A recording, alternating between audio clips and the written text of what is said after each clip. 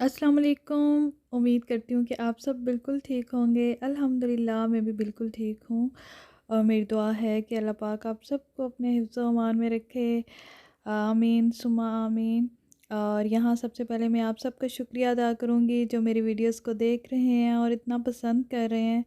आप लोगों का बहुत बहुत शुक्रिया। आप ही की वजह से मुझे मोटिवेशन मिलती है और फिर मेरा दिल करता है कि मैं और भी वीडियोस बनाऊँ। तो यूँ ही मुझे सपोर्ट करते रहिएगा। और ये सुबह-सुबह का टाइम है, मैं इस वक़्त नाश्ता बना रही हूँ और मैंने कहा आज थोड़ा-सा चेंज करते हैं। तो थोड़ा-सा ऑमलेट डिफ़रेंट बनाते हैं। तो पालक पड़ी हुई थी फ्रिज में, तो मैंने फिर पालक डाली है, अंडे लिए हैं 2, उसमें थोड़ा-सा मैंने नमक, हल्दी और मिर्चें डाली हैं और पालक डाल दी। और बेबी लीव्स ये हैं, मैंने इनको बिल्कुल भी काटा नहीं है, ऐसे ही डाल दिए। और साथ में बन रहे हैं पराठे मज़ेदार से। और सुबह को मुझे ये नाश्ता बहुत ही पसंद है पराठे के बगैर जैसे कि दिन की शुरुआत नहीं होती, ख़ास तौर पे मेरी। और मुझे सर्दियों में सुबह पराठे खाना बहुत अच्छा लगता है। और आई थिंक मुझ जैसे और भी बहुत से देसी लोग सुबह पराठा खाना ही पसंद करते होंगे। और इस तरह से मैंने अपना ऑमलेट रेडी कर लिया और ये बहुत ही खूबसूरत लग रहा था। और इसमें आप थोड़ा-सा प्याज भी डाल सकते हैं, उससे ज़ायका और भी अच्छा हो जाता है। लेकिन मैंने साथ अपने बच्चों को भी खिलाया तो मेरे बेटे को भी बहुत पसंद आया। वैसे नॉर्मली वो फ्राइड एग ही खाता है, लेकिन ये उसको बहुत अच्छा लगा और आई थिंक हेल्दी भी है, इसके अंदर पालक है, फुल ऑफ आयरन है ये। तो मैंने कहा अब आइंदा इसके लिए मैं बनाया करूँगी इस तरह से। और ये मैं साथ अपनी बेटी को भी खिला रही थी, लेकिन वो आजकल बिल्कुल भी कुछ भी खाना पसंद नहीं करती, इवन कि अपना फूड भी नहीं खाती। आई थिंक उसका टीथिंग प्रोसेस भी शुरू हो गया माशाल्लाह से, तो उसे बिल्कुल भी खाना अच्छा नहीं लगता। लेकिन जब हम खाना खाते हैं तो वो फिर अपनी हाई चेयर से निकल आती है, कहती है बस मुझे भी साथ बिठाओ।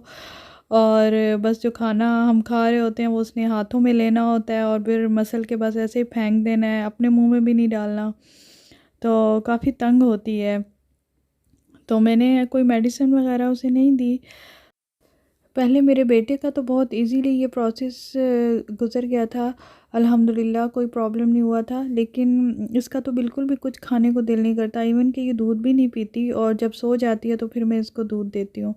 तो मुझे काफ़ी इसकी फ़िक्र हो रही है कि मैं अब इसको किस तरह से खिलाऊँ-पिलाऊँ, क्योंकि बिल्कुल भी इसने खाना छोड़ दिया है। अगर आप लोगों के पास कोई आइडिया है तो प्लीज़ मेरे साथ शेयर कीजिएगा, मुझे अच्छा लगेगा और फिर मैं ट्राई करूँगी। और यहाँ पे मैं लिविंग रूम के जो सोफ़ाज़ हैं उनकी क्लीनिंग करने लगी थी।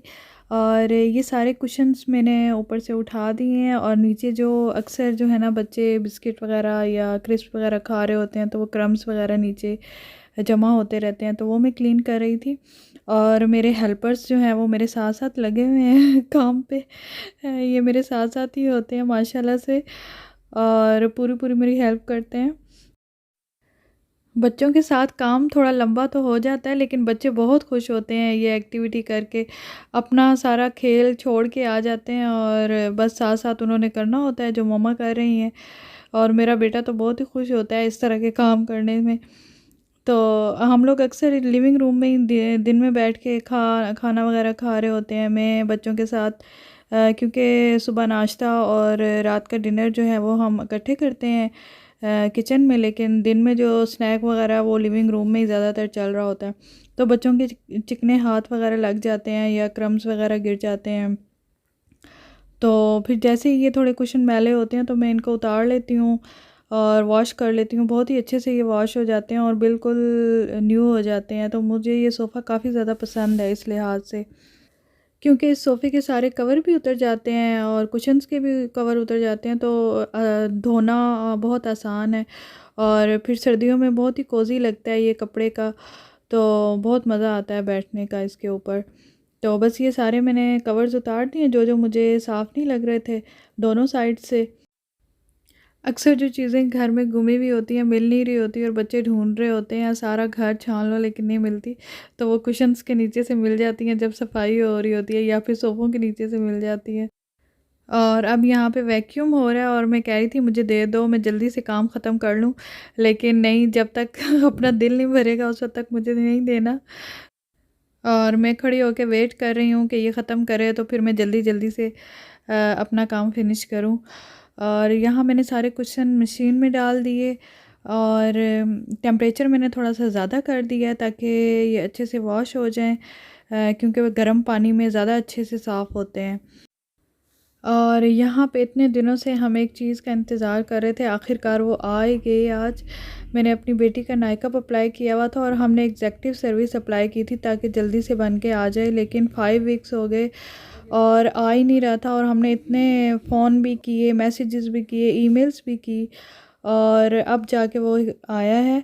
और जब भी हम फ़ोन करते थे या ये मैसेज वगैरह करते थे तो वो बस ये कह देते थे कि तैयार है और बस अभी डिस्पैच होना है। फिर हम वीक के बाद पूछते भाई डिस्पैच होना है, और इस तरह करते करते इतने ज़्यादा दिन उन्होंने लगा दिए। और हमने ट्रैवल भी करना था और अब पता नहीं हम कर पाएंगे ट्रैवल कि नहीं, क्योंकि रूल्स काफ़ी ज़्यादा चेंज हो गए हैं और वापस आने पे भी 2 टेस्ट कर दिए हैं।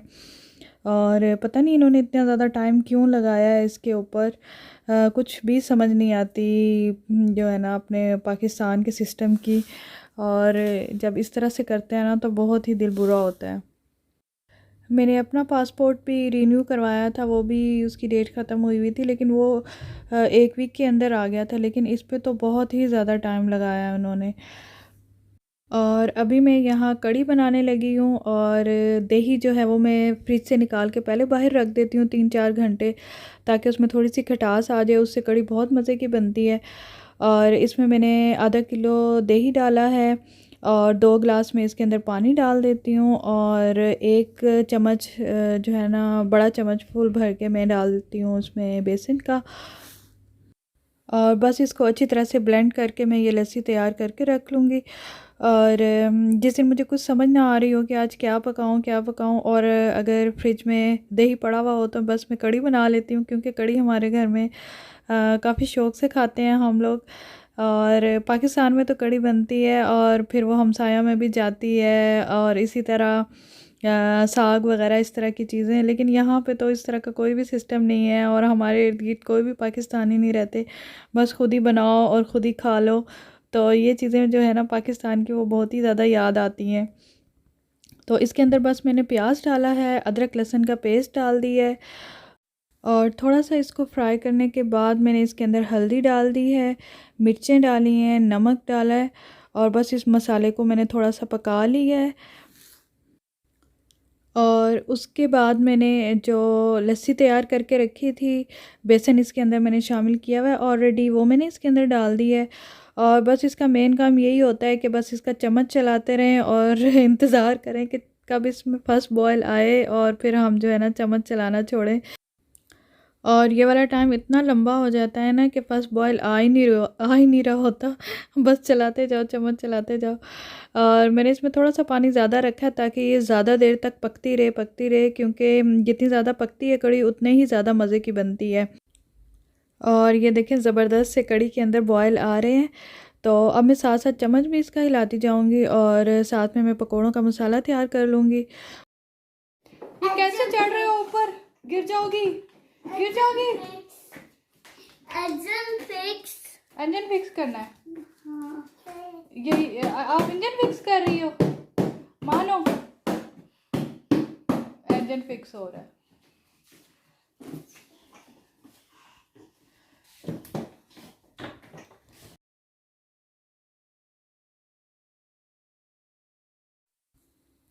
और पकौड़ों के लिए लिया है मैंने बेसन और इसमें मैंने डाल दिया है नमक, थोड़ी सी हल्दी और मिर्चें और प्याज डाला है। आलू मैं नहीं डालती, हम सिर्फ प्याज वाले पकोड़े पसंद करते हैं कढ़ी के अंदर।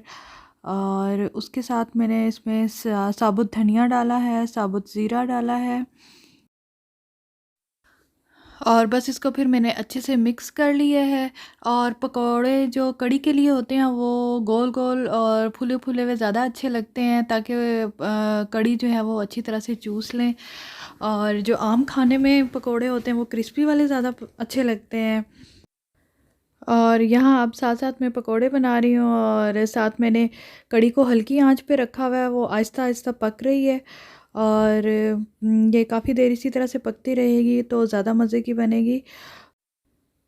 और ये देखें कंसिस्टेंसी मैंने इसकी पतली ही रखी है क्योंकि इसमें अभी पकोड़े भी जाएंगे, वो भी काफ़ी ज़्यादा पानी जो है वो चूस लेंगे, तो फिर बहुत ज़्यादा थिक हो जाती है तो वो फिर खाने में इतनी अच्छी नहीं लगती। और इसके साथ मैं तड़का बना रही हूँ। तड़के के लिए मैंने साबुत धनिया लिया है और गोल मिर्च जो होती है रेड वाली वो ली है, और उसको थोड़ी देर मैंने ऑयल में कड़कड़ा लिया है और फिर चूल्हा बंद करके फिर मैंने इसके अंदर ज़ीरा डाला, क्योंकि अगर ज़ीरा पहले डाल दें तो फिर वो जल जाता है। तो बस ये तड़का लगा दिया मैंने और बाद में इसके ऊपर मैंने थोड़ी सी मेथी स्प्रिंकल कर दी है, क्योंकि मेथी बहुत ही मज़े की खुशबू आती है कढ़ी में। और बस क्या ज़बरदस्त और मज़ेदार सी कढ़ी तैयार हो गई है, बहुत ही मज़े की बनी थी अल्हम्दुलिल्लाह। और आप लोग भी ये रेसिपी ट्राई कीजिएगा, इंशाल्लाह बहुत अच्छी बनेगी। और यहीं तक थी आज की वीडियो। आई होप कि आपको बहुत अच्छी लगी होगी। मुझे कमेंट सेक्शन में ज़रूर बताइएगा और मुझे रखिएगा दुआओं में याद। अपना ख्याल रखिएगा। इंशाल्लाह मिलेंगे एक बहुत ही अच्छी सी वीडियो के साथ। अल्लाह हाफिज़।